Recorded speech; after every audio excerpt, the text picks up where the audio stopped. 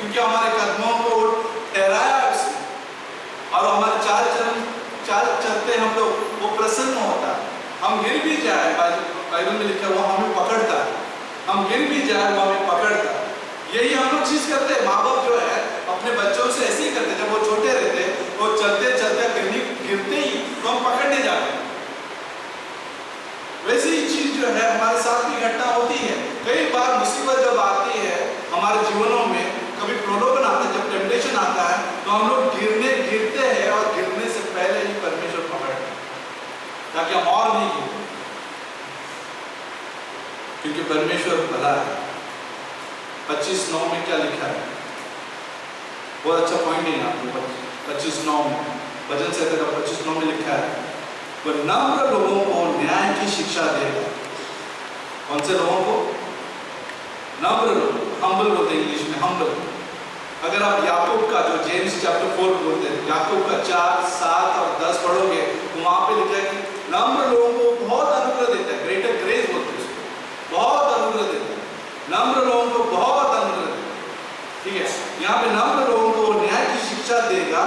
हाँ, वो नम्र लोगों को अपना मार्ग दिखलाए।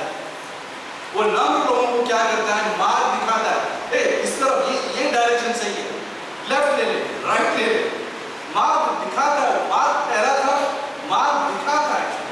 सोचो, हम लोग अकेले नहीं है किधर भी। जब हम बाइबल की 3 पंक्तियों में पढ़ लिया, ये 3 पंक्तियों में काफी है कि परमेश्वर हमें देख रहा है। ठीक है, परमेश्वर हमारे कर्मों को देख रहा है, चाल-चलन को देख रहा है। परमेश्वर जो है हमें रास्ता भी दिखा रहा है, हमें रास्ता भी दिखा रहा है।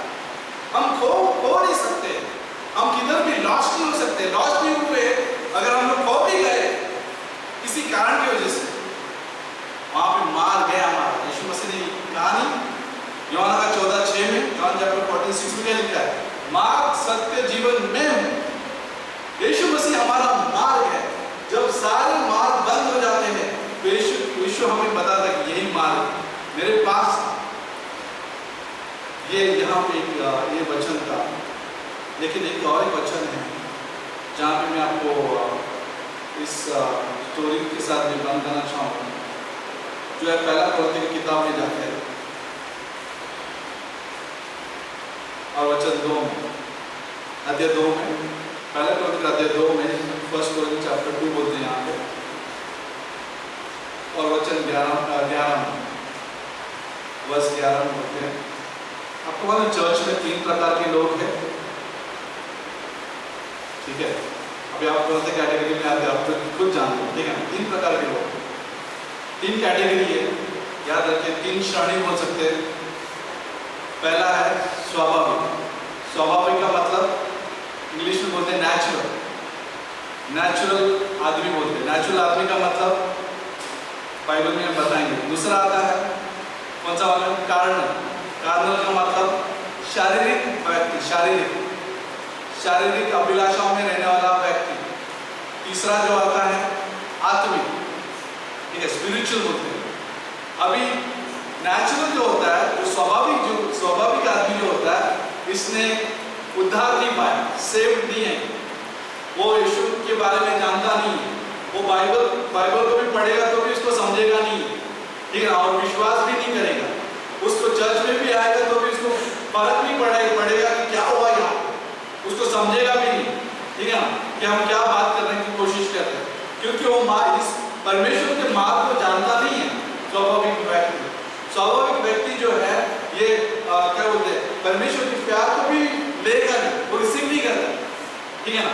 स्वाभाविक व्यक्ति जो है परमेश्वर के अनुग्रह को भी लेता नहीं है, उसको चाहिए भी नहीं है, ठीक है, वो रिसीव नहीं करता क्योंकि उसको अच्छा नहीं लगता है। अब बहुत सारे स्वाभाविक लोग जो है हर जगह इस दुनिया में सारे जगह पर जो है स्वाभाविक ही है, जिसके पास परमेश्वर नहीं।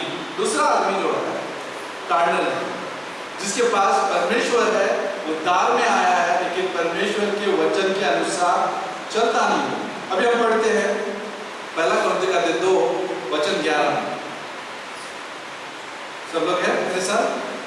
पढ़ेंगे। अगर आपके पास इंग्लिश है, हिंदी है, मराठी है, आप लोग अपनी भाषा में पढ़ सकते हैं। पहला कोरिन्थियों का 2 वचन 11 में, मनुष्य में से कौन किसकी किसी मनुष्य की बातें जानता है, केवल मनुष्य की आत्मा जो उसमें है। वैसे ही परमेश्वर की बातें भी कोई नहीं जानता, केवल परमेश्वर का आत्मा जानता है। परमेश्वर की बातें सिर्फ और सिर्फ परमेश्वर की आत्मा जानती है, ठीक है।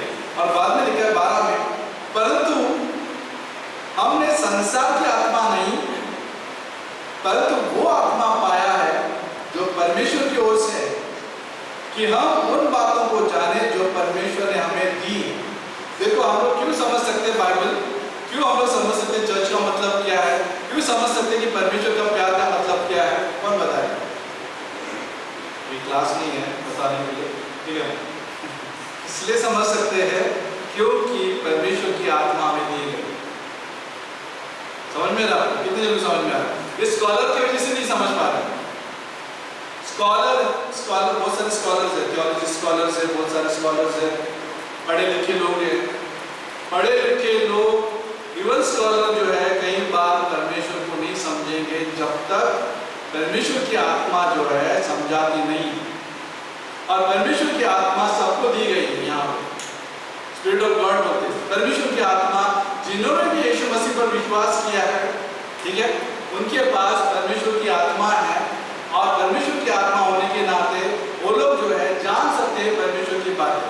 अगला वचन देखिए 13 में, जिनको हम मनुष्य के ज्ञान की सिखाई हुई बातें में नहीं, परंतु आत्मा की सिखाई हुई बातें, आत्मिक बातों से मिला कर सुनाते हैं। परंतु शारीरिक मनुष्य परमेश्वर की आत्मा की बातें ग्रहण नहीं करता, क्योंकि वे उसकी दृष्टि में मूर्खता की बातें हैं। न वो उन्हें जान सकता है, क्योंकि उनकी जांच आत्मिक रीति से होती है। आत्मिक जन सब कुछ जांचता है, परंतु वो आप ही किसी जांच नहीं सकता। वचन 16 में लिखा है, क्योंकि प्रभु का मन किसने जाना है कि उसे सीखा है, परंतु हमने मसीह का मन है, परंतु हम में मसीह का मन है। तो ये जो है स्पिरिचुअल आदमी की बात कर रहा है, ठीक है ना। आत्मिक आदमी, उसके पास मसीह का मन है, जिसको बोलते हैं इंग्लिश में माइंड ऑफ क्राइस्ट, मसीह का मन है। हम सब में जो है मसीह का मन है, ओके, जिसकी वजह से हमारे पास परमेश्वर की आत्मा है। और परमेश्वर की आत्मा होने के नाते हम लोग परमेश्वर की बातें स्वीकार कर सकते हैं और उस पर चलते भी हैं। लेकिन तीसरा जो है कार्नल आदमी बोलते हैं। कार्नल आदमी का मतलब जो शरीर में चलने वाला आदमी। अध्याय 3 पढ़ेंगे हम लोग, सब लोग हैं, बोलो जय मसीह। वो देता खुशी,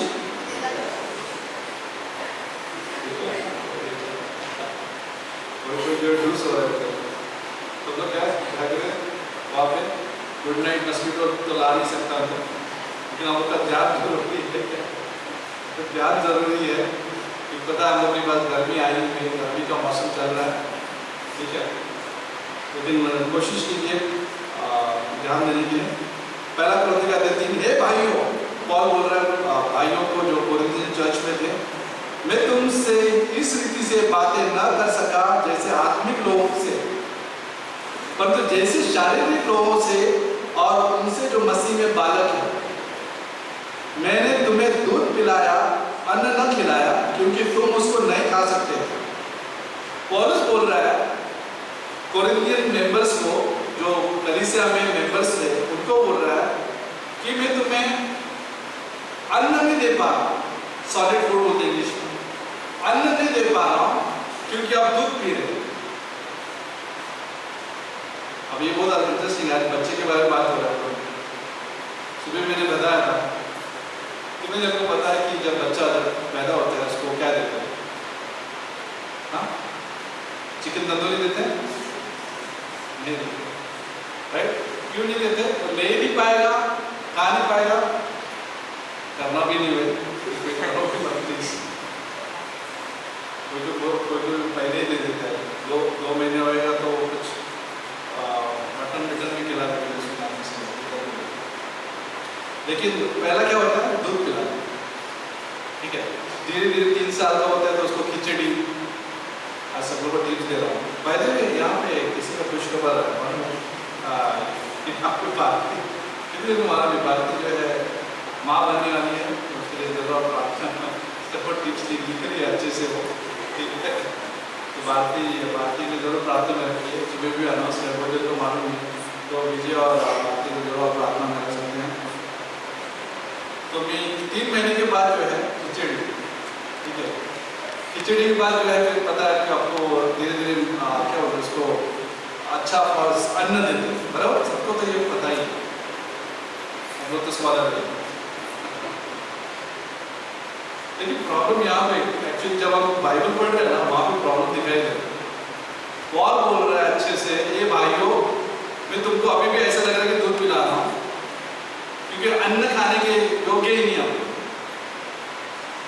सोचो 3 साल के बाद दूध पी रहा है, 5 साल के बाद दूध पी रहा है, 10 साल के बाद मम्मी दूध, फिर बाद में 15 साल के बाद दूध पी रहा है, 20 साल हो गया दूध पी रहा है, 25 साल हो गए दूध पी रहा है। इतना दूध पी गया तो किडनी स्टोन हो गया, कैल्शियम ज्यादा बढ़ने से किडनी स्टोन हो गया।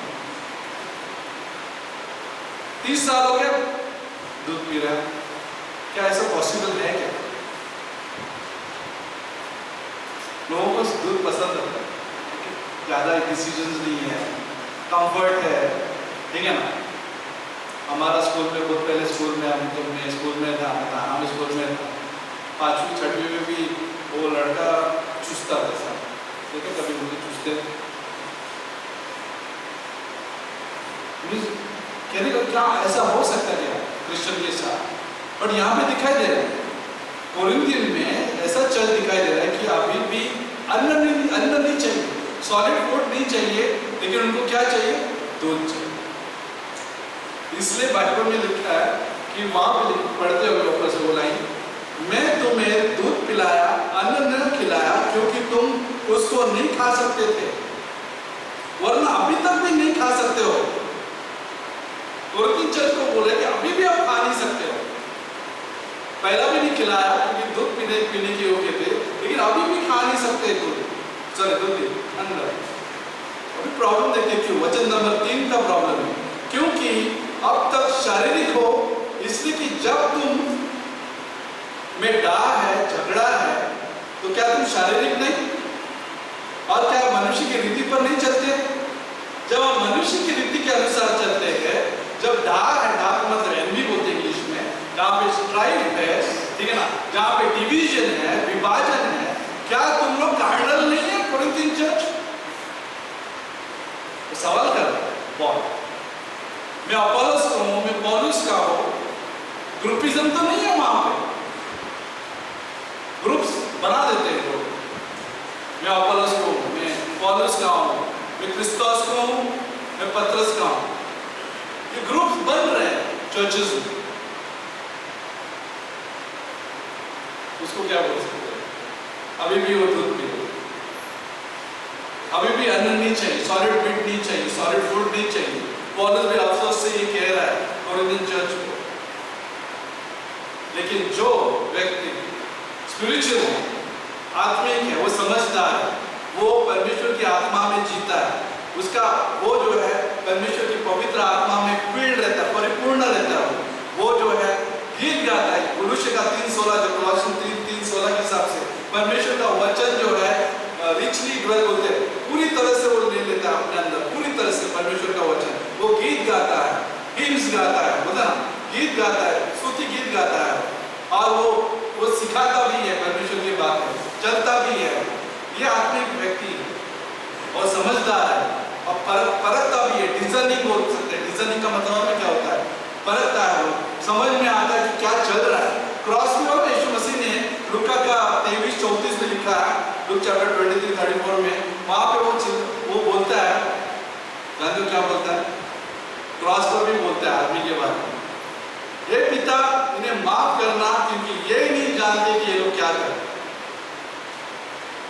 स्वाभाविक व्यक्ति जो है जानता नहीं कि वो क्या कर रहा है, नेचुरल आदमी क्या कर रहा है वो जानता नहीं है, उसके पास एजुकेशन है, उसके पास पढ़े लिखे हैं वो लोग, ठीक है ना, सब कुछ है, धन दौलत है, लेकिन ये लोग नहीं जानते कि वो लोग क्या कर रहे हैं। अच्छा बैलेंस है, बचत है, लेकिन ये लोग नहीं जानते कि क्या कर रहा है। विवाह है, लेकिन वो नहीं जानते कि वो क्या कर रहा है। लेकिन आत्मिक व्यक्ति जानता है कि वो क्या कर रहा है, क्योंकि उसके कदम जो है परमेश्वर देख रहा है। उसके स्टेप जो है परमेश्वर देगा, ठीक है ना। और परमेश्वर संभाल रहा है, परमेश्वर सिखा रहा है, परमेश्वर दिखा रहा है। नीति वचन का 3:5 में लिखा है कि अपना समझ का सहारा मत लेना, संपूर्ण मन से यहोवा पर भरोसा रखना, तब तुम्हारे मार्ग जो है परमेश्वर डायरेक्ट करेगा, मार्ग निकाल देगा। परमेश्वर मार्ग निकालने वाला परमेश्वर है। परमेश्वर हमारा परमेश्वर मार्ग दिखाने वाला परमेश्वर है। परमेश्वर हमें जो है हमारे मार्गों को देखने वाला परमेश्वर है। हम कहीं भी अकेले छूट नहीं रहे, हम कहीं भी जो है हम दूध में ही फंसना नहीं चाहते, ठीक है ना। हम दूध में ही फंसना नहीं चाहते, हमें और भी चाहिए परमेश्वर के मार्गों को लेकर। हमें सॉलिड फूड चाहिए, अन्न चाहिए, जिसके लिए बाइबल क्लासेस, बाइबल स्टडी, प्रार्थना, ये सब जो हम लोग ढूंढते हैं। हम लोग जैसे किसी को भूख लगता है ना, स्टॉल में ढूंढते रहते, बड़ा पाव खाएगा, समोसा खाएगा, जो भी भाई खाने लोग हैं। कितने को भूख लगा है? अभी नहीं, अभी खाओगे तो भाग जाओगे। जब भी भूख लगता है सब लोग को समोसा याद, खुशबू याद, खुशबू आती, खुशबू, अरे आज समोसा खाने का मन कर रहा है। जब खुशबू आती, कटलेट, तो भूख लगती। परमेश्वर के लिए ऐसी भूख होना चाहिए कि मुझे और चाहिए, उतना बस नहीं, संडे बस नहीं, इतना सा बस नहीं, मुझे और चाहिए, ताकि मैं समझदार बनूं, ताकि मैं परमेश्वर के मार्ग पर चलूं, ताकि मेरे मार्ग देखकर परमेश्वर प्रसन्न हो। आमीन। तो आइए प्रार्थना करते हैं और परमेश्वर की स्तुति करते हैं। धन्यवाद देते प्रभु इस रात में तो हमारे साथ में है। धन्यवाद देते कि प्रभु तो हमारे मार्गों को देखता है, संभालता है, गिर भी गए तो पकड़ता है प्रभु, क्योंकि तो हमसे बहुत प्यार करता है। धन्यवाद देते कि तू हमारा स्वर्गीय पिता है और हमारी प्रार्थनाएं सुनता है, कान लगाकर सुनता है। हमारे विश्वास के कर्मों को भी देखता है और तो उसको प्रतिफल भी देता है, रिवॉर्ड्स देता है।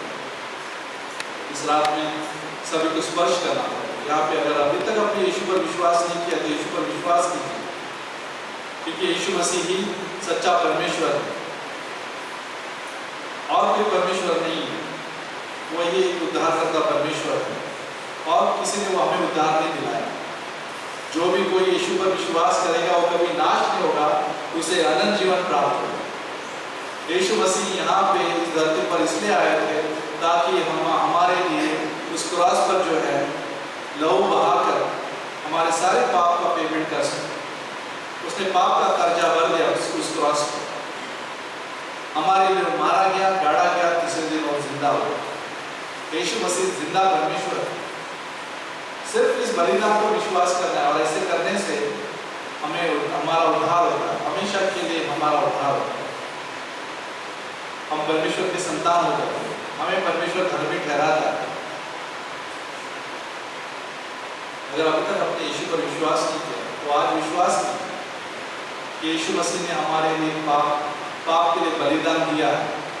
ये विश्वास कीजिए कि उसने लहू बहाकर हमारे सारे पाप जो है माफ किया है और मिटा दिया और हमें श्वेत किया, सफेद किया, पवित्र किया। हमारे लिए मारा गया, पाप के वजह से गाड़ा गया, तीसरे दिन में जिंदा हुआ। इस बलिदान पर विश्वास करने से आप हमेशा के लिए सुरक्षित हो जाते हैं। तो मेरे पीछे आप प्रार्थना कर सकते हैं। अगर आप अभी तक आपने ग्रहण नहीं किया है, रिसीव नहीं किया है, तो मेरे पीछे प्रार्थना कर सकते हैं। कहिए, हे यीशु मसीह, मैं पापी हूँ, मैं अपने आप को बचा नहीं सकता। धन्यवाद देता हूँ कि तू मेरे लिए इस धरती पर आया, मेरे लिए क्रूस उठाया और मेरे लिए उस क्रॉस पर जो है पाप का बिल भर दिया, पाप का कर्जा भर दिया, मेरे सारे पाप तूने माफ कर दिए। तेरे लहू से सारे पाप जो है तूने मिटा दिए और मुझे धर्मी ठहराया। मेरे लिए तो मारा गया पाप की वजह से, कि तुझे कब्र में गाड़ा गया, लेकिन खुशखबर ये कि तू तीसरे दिन उस कब्र से बाहर आ और तू मेरा जिंदा परमेश्वर है और तेरे पीछे चलने के लिए मुझे मदद कर, तू मेरा उद्धार करता परमेश्वर। अगर किसी ने पहली बार इस प्रकार से विश्वास से प्रार्थना किया तो अब आपका हमेशा हमेशा का उद्धार होगा और परमेश्वर की संतान इसके पीछे चलिए, बाइबल पढ़ते रहिए और परमेश्वर का कार्य देखिए आपके जीवन में। बिना बड़े रहते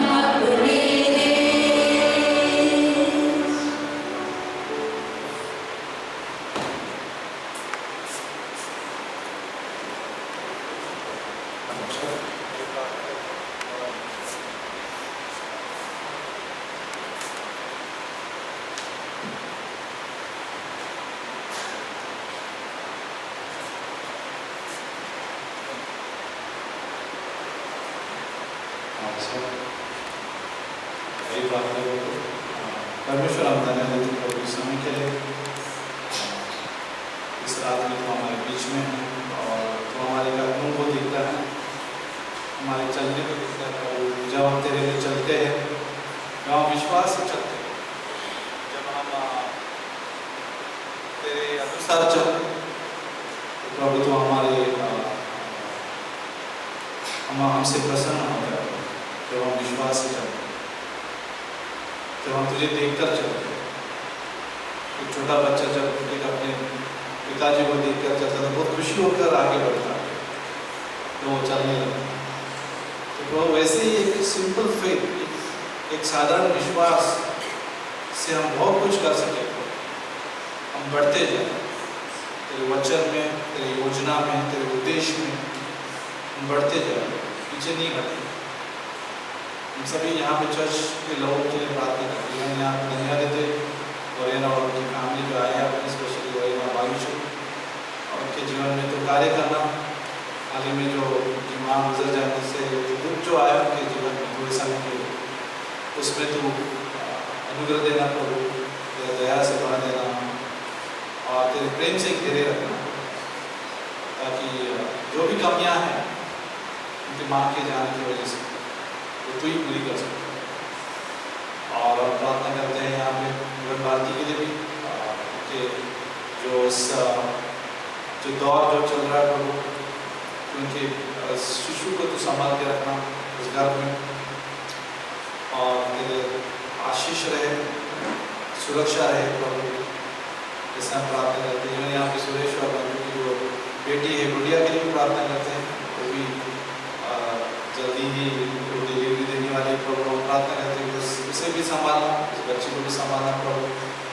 ऐसे हम प्रार्थना करते हैं। धन्यवाद देते हैं यहाँ पे जितने भी लोग यहाँ पे किसी का कोई ज़रूरत होगी, शायद यहाँ पे बोल नहीं सकते होंगे, कि तू जानता है उनके प्रार्थना को सुनना और वो उत्साह देना हमेशा तेरे साथ संग चलने की, तू हमारे साथ है। भले हम कई बार तेरा साथ नहीं देते, लेकिन तू हमारे साथ है। कई बार हम विश्वास योग्य नहीं रहते, लेकिन तू विश्वास योग्य है। हमें मदद करना पहचानने के लिए तेरे बातों को लेकर, कि हम पहचान सकें, तेरे कदमों को हम देख सकें प्रभु, तू हमारे कदमों को देखता है। ऐसा मदद करना। धन्यवाद यीशु मसीह के नाम से।